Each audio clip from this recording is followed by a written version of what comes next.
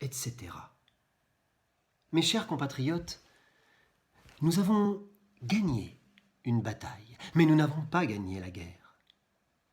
Je crains, vous craignez, nous craignons, ils craignent ce que les scientifiques appellent la deuxième vague, et qu'il ne faut pas confondre avec la nouvelle vague qui fait référence au renouveau cinématographique français dans les années 60. Regardez.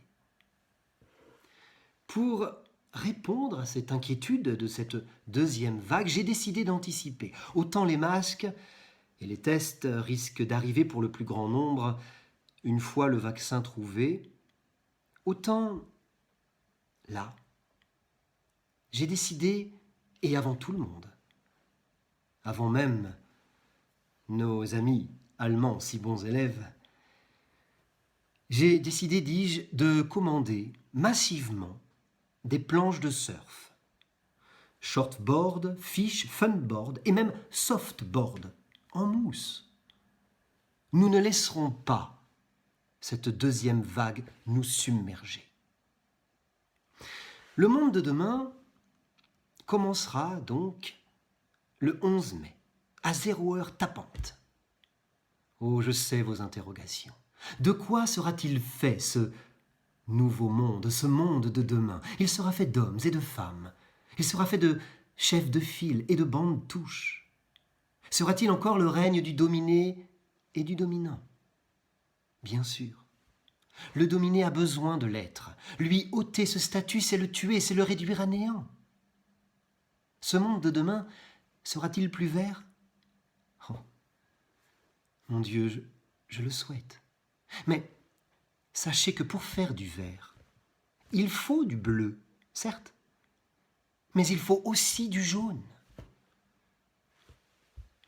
Le monde de demain sera fait de petits riens, qui sont tout. Dans le monde de demain, nous ne prendrons plus fromage et dessert. Ce sera un monde moins calorique, où le bonheur dépendra de notre capacité à accepter ce que nous avons, surtout si nous avons peu, car demain, peu sera beaucoup. Ce sera, en somme, et je l'espère de tout mon cœur, un monde meilleur, où chacun, chacune, pourra cultiver son potager, comme le fit jadis ce brave Candide. Lisez. Seule ombre au tableau, je ne vous le cache pas. Dans ce monde de demain, nous serons à nouveau amenés à côtoyer nos belles-mères.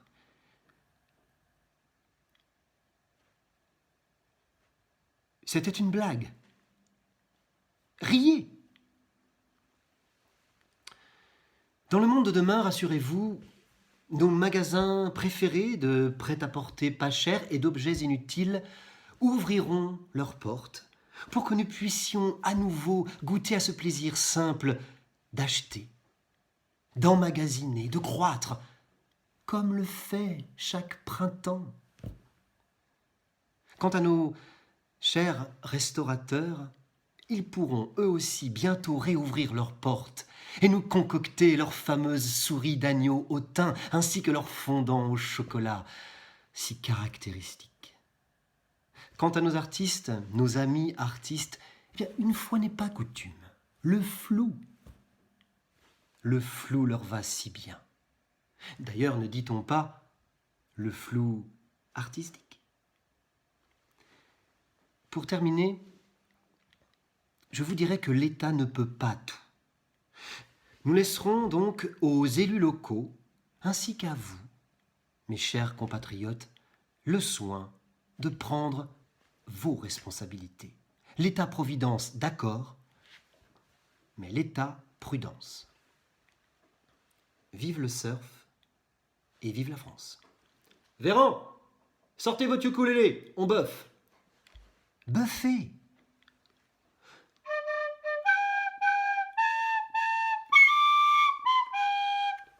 Etc.